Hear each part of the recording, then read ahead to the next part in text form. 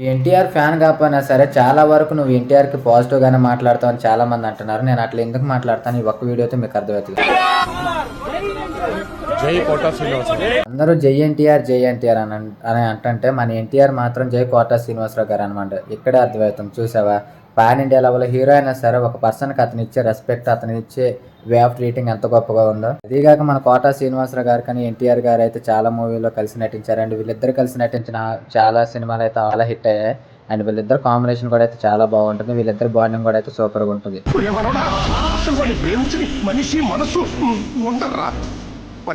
Look mister Sambasivam, చూస్తూనే ఉన్నానండి.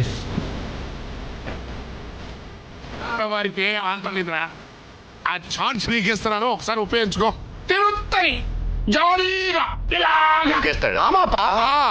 పొంగునేవాడు ఉంటే పాలనాసి దాకా దూకెట్టున్నావే.